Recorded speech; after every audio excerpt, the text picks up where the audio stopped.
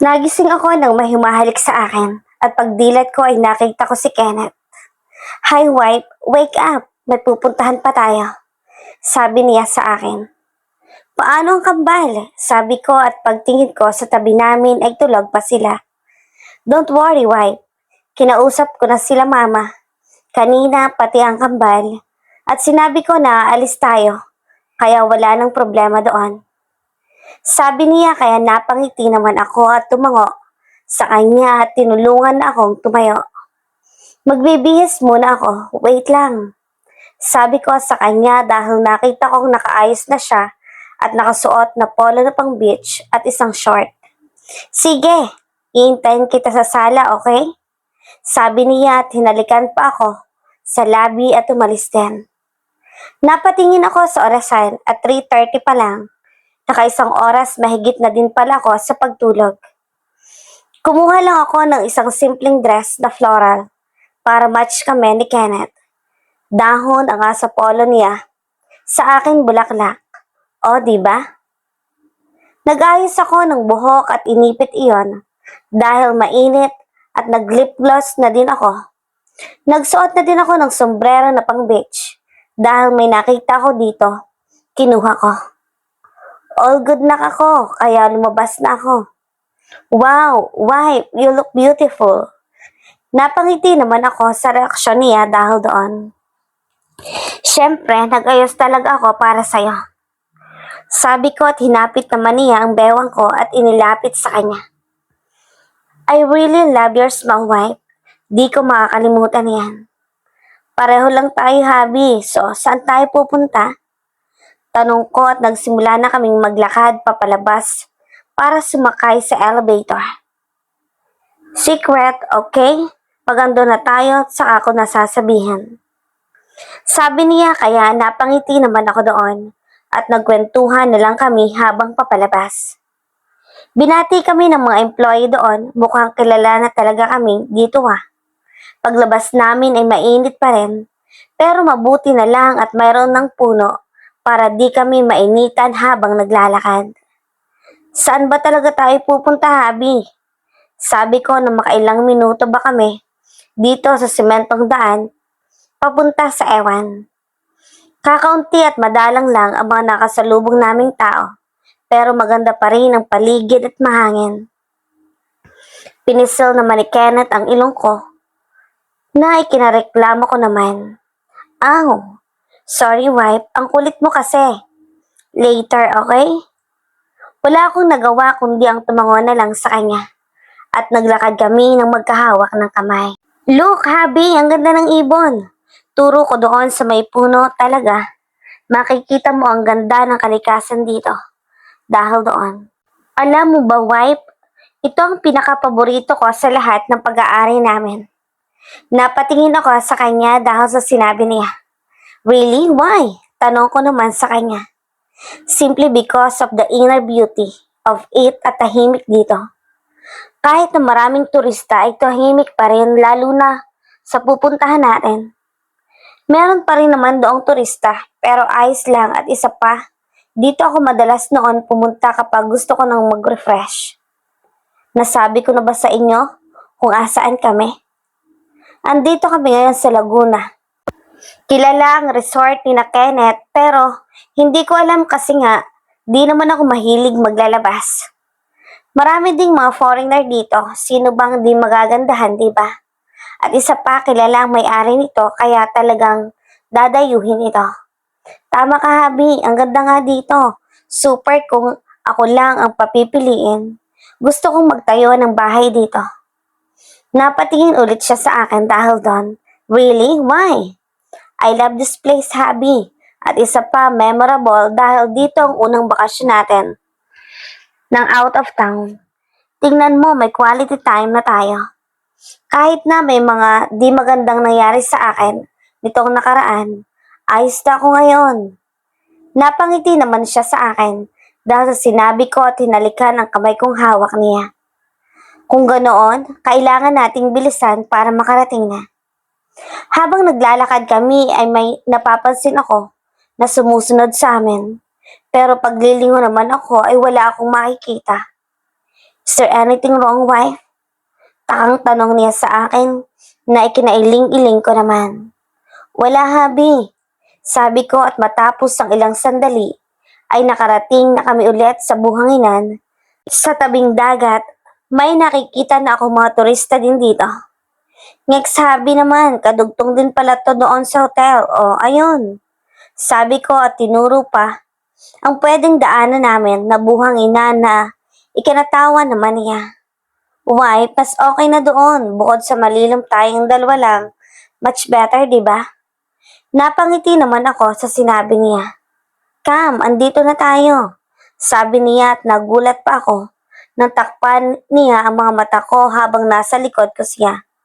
Uy, anong pakuluto, habi? Sabi ko sa kanya na ikinatawa niya ng mahina. Stay still, wife. Ako ang bahala. Sabi niya kaya madalas napangiti ako at inalalayan niya akong maglakad. Yan, diretso lang. There's a stair, hakbang ka, 3 beses yan. Stay still. Instruction pa niya sa akin at maya-maya ay huminto na kami. Nararamdaman ko pa rin ang hangin at ang tunog ng dagat. Ang sarap pakinggan dahil tabing dagat nga ito. Okay, 1, 2, 3, surprise!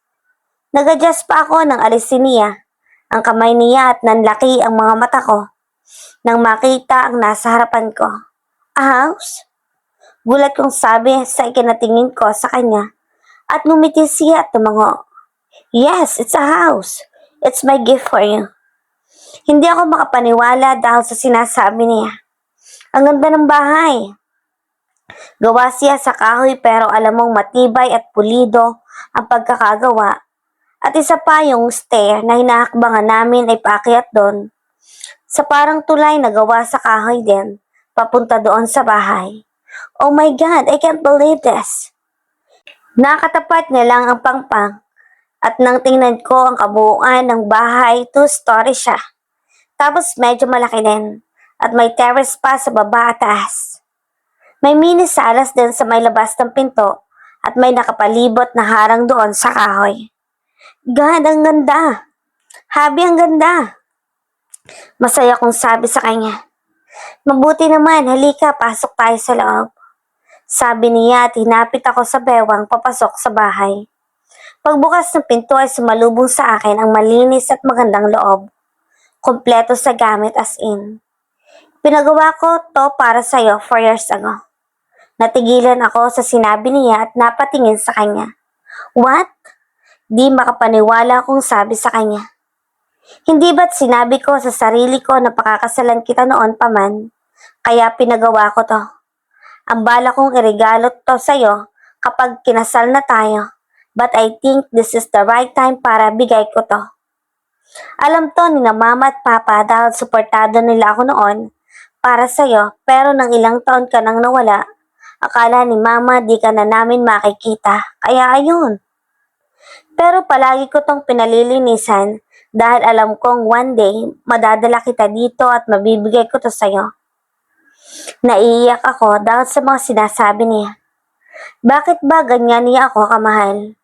Parang ang sama ko naman na pinipigilan ko noon ang nararamdaman ko sa kanya. Tapos siya pala binibigay sa akin ang lahat. Paborito kong lugar na to kaya dito ko ito pinatayo at lalo na ngayon na naging memorable ang lahat. Sobrang saya. Agad ko naman siyang niyakap dahil doon. Di ko na napigilan na umiyak. Wife, don't cry, please. Ayoko na umiiyak ah. Sabi niya kaya humarap ako sa kanya. Pinapaiyak mo ako. Sobrang nakakatouch ang sinabi mo. Tapos noon pa man, mahal na mahal mo na ako. Habang ako pinipigilan ang sarili na aminin na mahal kita. Sabi ko na ikinangiti niya at pinahid ang luha ko. It's okay. It's just a token of my love for you. Sabi niya kaya hinalikan ko naman siya at ginantihan niya ako. Sobrang swerte ko talaga sa kanya. Nang humiwalay kami ay napangiti kami sa isa't isa. Come, I'll tour you around. Sabi niya at hinapit ulit ako sa bewang. So, as you can see, this is the living room. Sabi niya at mayroon mga sofa doon at carpet habang meron ding TV at mangilan-ngilan na halaman at may chandelier sa itaas niyon. Simple lang talaga siya pero elegante ang ganda, promise. Actually, nung pinagawa ko to, mukha man akong sira that time, pero iniisip ko talaga to, bahay na to ay para sa ating pamilya.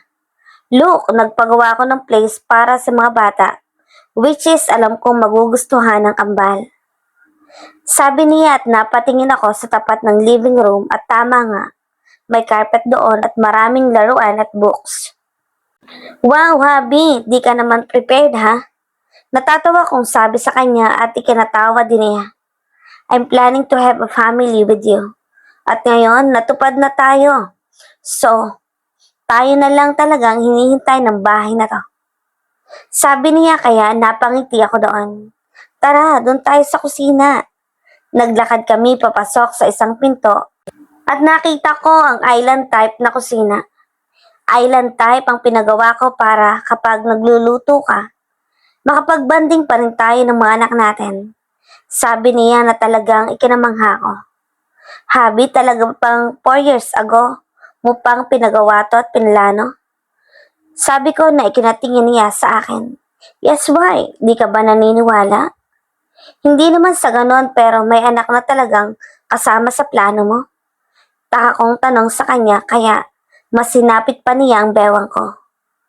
Wife, tulad ng sabi ko sa'yo, baliw nga ako sa'yo noon. Paman, so nagplano na ako kasama ang pamilya natin. Kaya ganito. Wow, grabe ka, Habi. Ganon kita kamahal.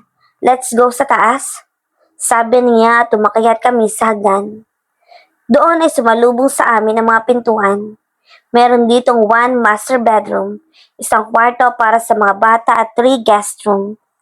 Napakunot ang noo ko. Dahil sa 3 guest room, ang dami naman. Ba't ang daming guest room? Tanong ko na ikinakamot niya sa bato. Kasi ang plano ko noon kapag dumami pa ang anak natin, yon ang magiging kwarto nila which is nangyayari naman talaga so saktong-sakto. Napatawa naman ako dahil sa sinabi niya at napailing na lang din. Ito ang magiging kwarto ng kambal. Sabi niya at binuksan ang isang pintuan at nakita ko naman tamang-tama lang iyon para sa kambal. Malaki din siya para sa kanila at merong isang study table doon sa may bintana kaya lumapit ako. Kukulangin tong study table na to, Habi. Sabi ko sa kanya habang nakatingin sa labas ng bintana. Kita ang view sa labas. Ang ganda. Yan ang di ko napaghandaan. Di ko naman alam na kambal agad ang magiging anak natin eh. Napaharap ako sa kanya at natawa. Madali na lang ayusin yan pero ang ganda. Tamang-tama sa kanila. Sabi ko sa kanya. You're right. Come sa master bedroom naman tayo. Sabi niya at pumunta kami sa tabi ng kwarto ng kambal. Sumalubong sa akin ang isang king-size bed at malawak ang lugar. Meron pang TV dito at may sofa din. Habi, ba't may TV pa? Sabi ko sa kanya. Well, para pwedeng manood banding natin, di ba? Tapos nakakonect din dyan ang CCTV ng buong bahay. Lalo ng kwarto ng mga kambal, kaya mamamonitor pa rin natin sila. Napatango na lang ako sa kanya dahil doon. Ang creative mo naman, Habi. Sabi ko at naupo ako sa higaan at ang lambot niyan. Tumabi siya sa akin at hinila ako pahiga. Magkaharap kami ngayon. Siyempre kapag nagplano ako, gusto kong tamang-tama sa lahat. Napangiti naman ako dahil sa sinabi niya. Gusto mo bang binyagan natin itong higaan? Napatawa ko dahil sa sinabi niya. Ang manyak mo ha? Tara na. Wait, asan palang damitan? Sabi ko tumayo na sumunod naman sa kanya. Halika, dito oh. Sabi niya at hinawakan ang kamay ko at hinila ako sa may 2 pinto. Itong sa kanan ng walk-in closet. Dahil dito sa kaliwa ay bathroom at restroom. Sabi niya at unang binuksan ang walk-in closet. Wow, Habi, may gamit agad. Sabi ko sa kanya. Yes, taon-taon ko yan pinapalitan. Although di nagagamit yung iba kasi bago lang din. Dito ako madalas kaya nagagamit ko din ito. but still pinamimigay ko sa kanila para di masayang. Grabe, bilib na talaga ako sa kanya. Sunod na binuksan ang banyo. Wow, ang laki naman ito. May shower room na tapos may bathtub pa, sabi ko sa kanya. Siyempre wife, kailangan talaga.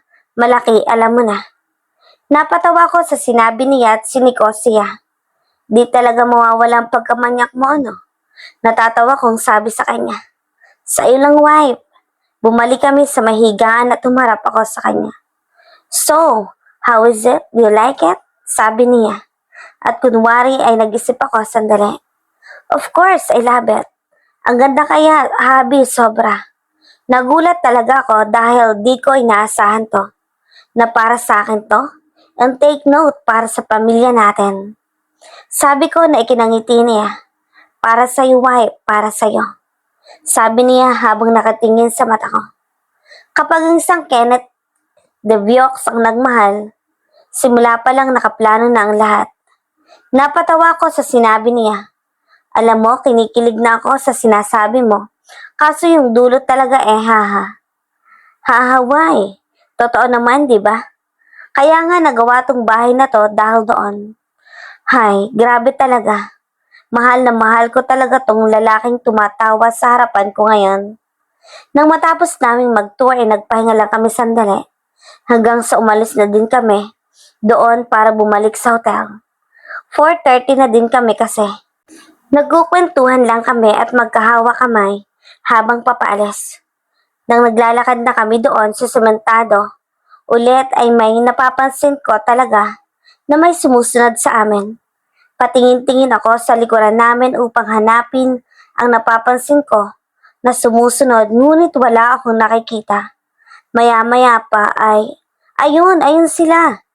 Natigilan kami pareho ni Kenneth dahil sa may sumigaw at paglingon namin ay doon sila at ang dami. Nagkatinginan kami at agad na nagsabi ng takbo.